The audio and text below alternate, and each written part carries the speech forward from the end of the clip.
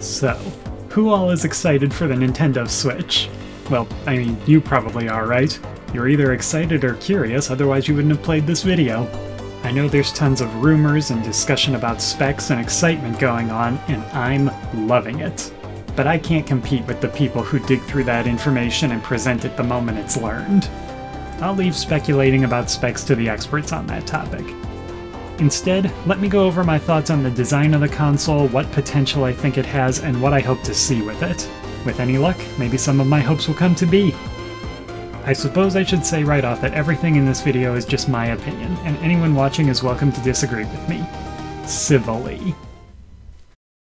The easiest place to start off is with what we actually saw in the reveal trailer.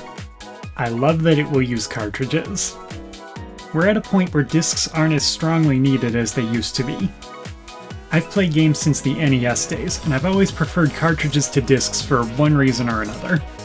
Cartridges still win the race of load times, and we're at a point now where they can certainly compete with discs in terms of storage space, even if they don't win hands down. These ain't your grandfather's cartridges. Well, actually I played with these cartridges, so maybe that's not the best phrasing.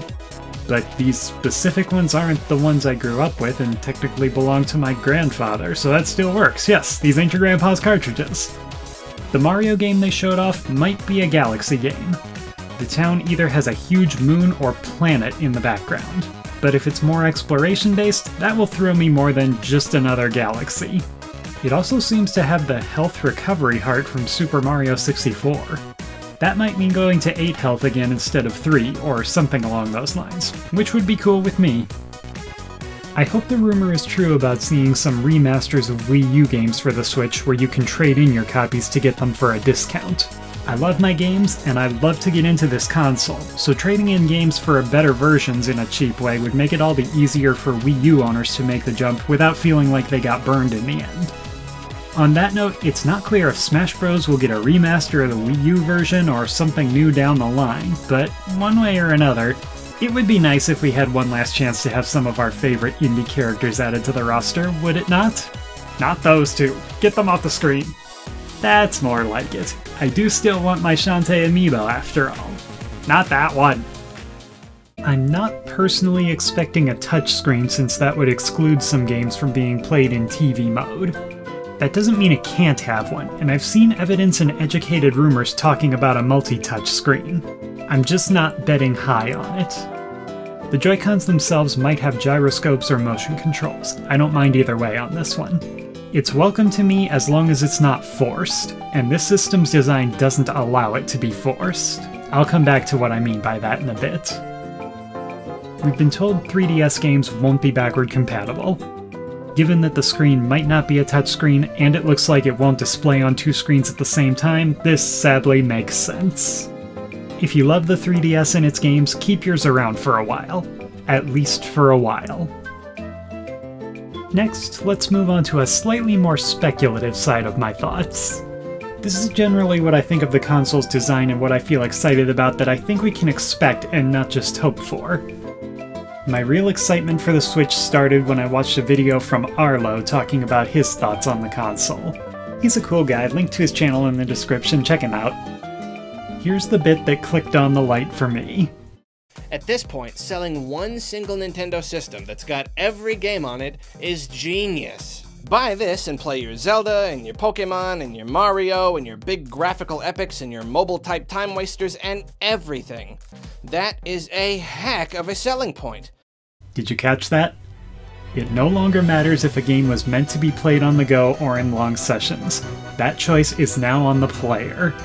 And as a fan of the Game Boy player, I know how awesome that choice feels. This system can accommodate any kind of game a developer wants to make.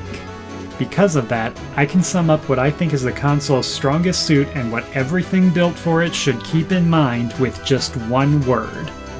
Options. I know from experience that using a Wii U gamepad screen to play a game with a controller in hand is a pretty cool experience. Of course, if you'd rather use the gamepad's buttons, you have that option. I've even seen someone I know bring his Wii U to Friday Night Magic and play Twilight Princess on the gamepad between rounds. No matter how you prefer to play your game, the system has you covered. That is a fantastic selling point. I've also been told that the variety and the fact that the pieces can be separated are excellent for people with disabilities. I don't expect it was intended, but that is a wonderful bonus to this design. Future developers, mimic this for that reason, if nothing else. I don't think this system is outright replacing the 3DS, but I think it might be a successor system to it. I am personally not a fan of handhelds, so I don't expect to use my 3DS very much when this system comes out. Others, including my brother, feel exactly the opposite of me, glad to keep their dual-screen system for as long as it works. The bittersweet fact is that the more successful the Switch is, the less time the 3DS is likely to be supported. The 3DS will probably receive new games for at least another year. But if the Switch is successful, I don't expect it to get much beyond that as people switch to the Switch.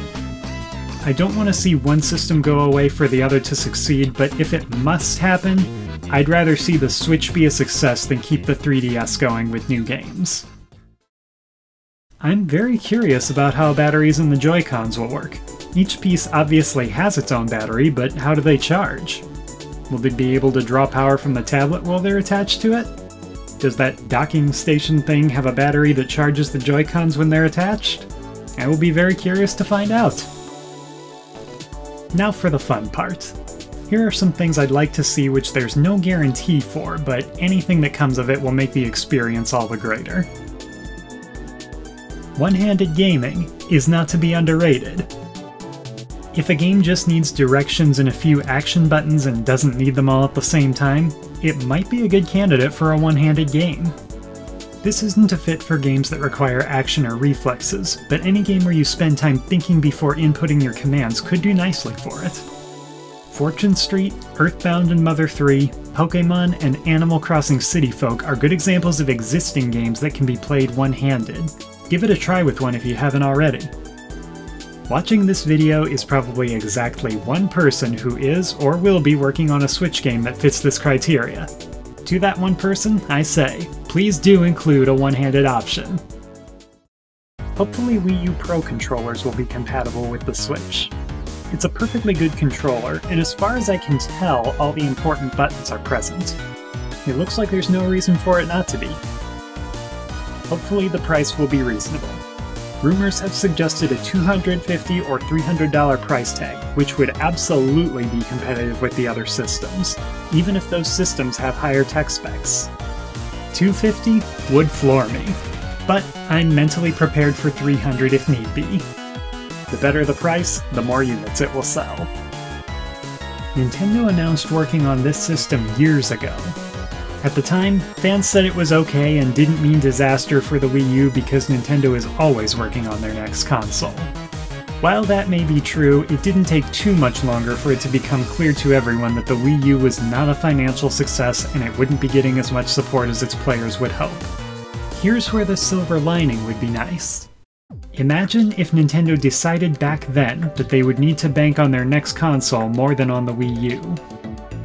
Imagine if because of this they decided to hold some games that would have released on the Wii U and instead decided to keep them quiet, improve them, and release them on their next console.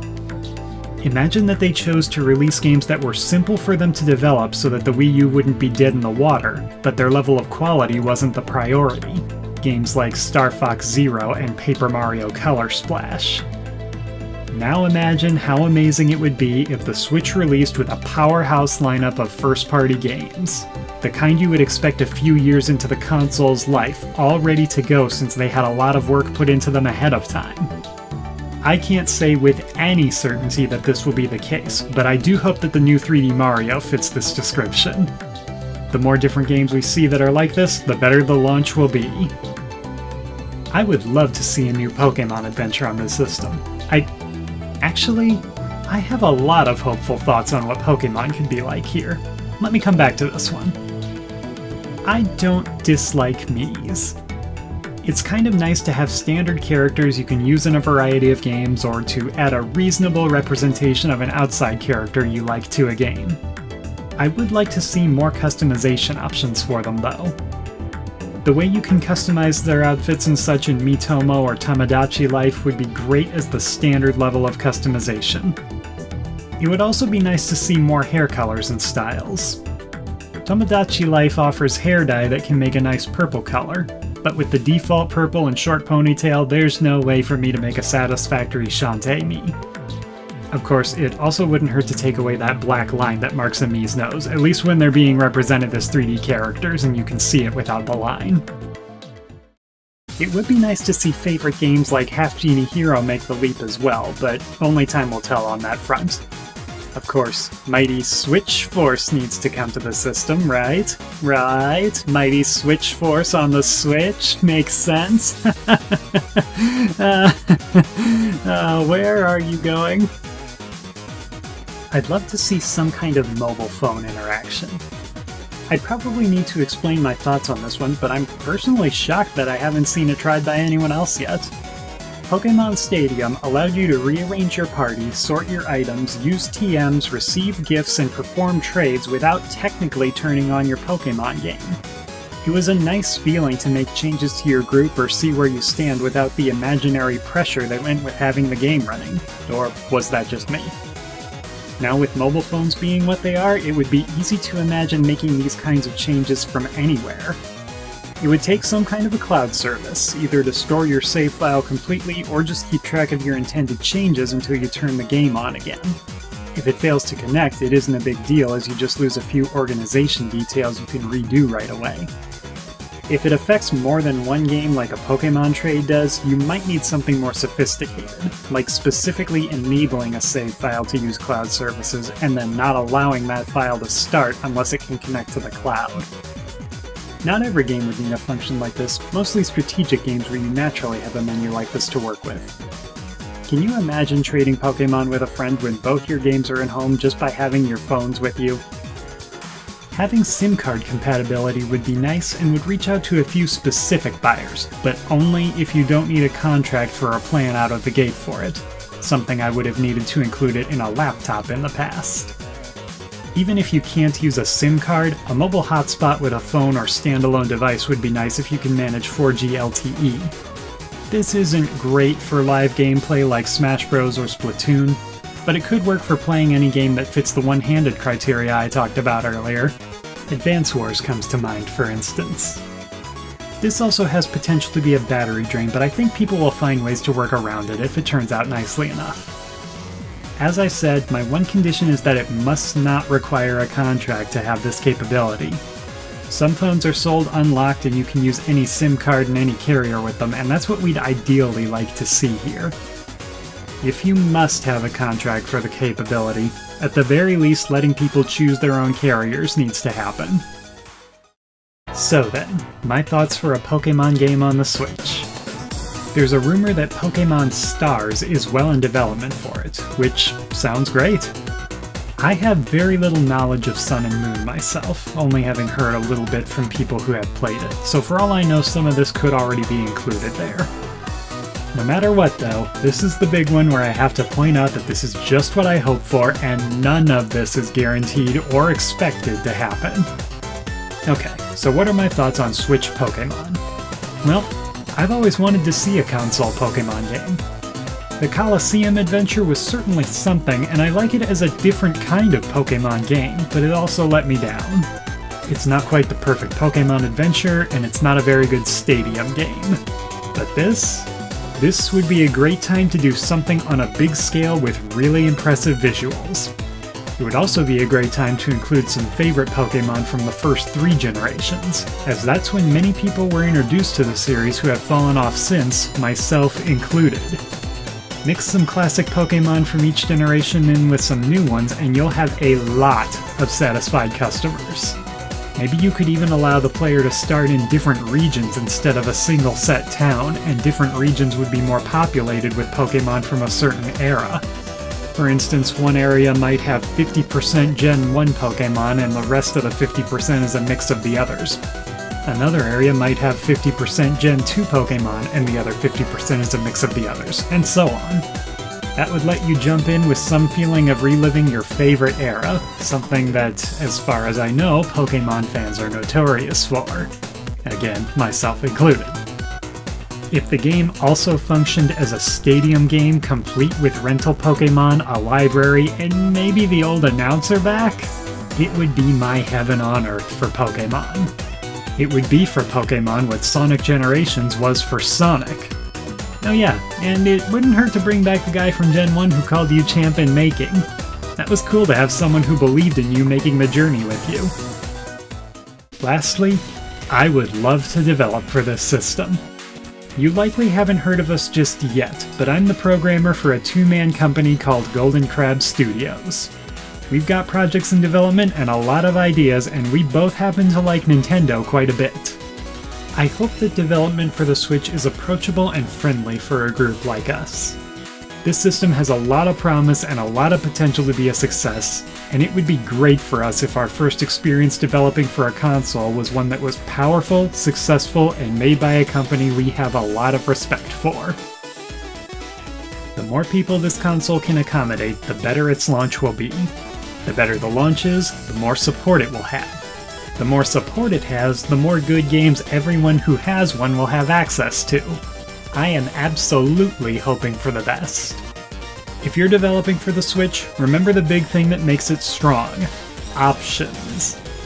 Don't force touchscreen functions or motion controls, but feel free to include them for the people who like them. Allow people to play in short bursts or binge for hours as they please. Support as many control styles as you can, and maybe throw in one-handed controls if it's appropriate. And if you're not developing for the console or are eagerly anticipating it, spread the word on the ideas you like. With as much as the console has going for it, hype and excitement can only help it. There will be people who are disappointed, either when their favorite rumor turns out to be false or when they pick up the system and don't do much with it. It's bound to happen. But the more units that get sold, the better it works out for everyone. And the more people who voice their opinion on the things they'd like to see, the more likely it is companies will take notice and pick up on those ideas. Let's work together and do everything we can to make this system come out the best it can be. Hopefully in my case, that will mean building some things for you to play on it.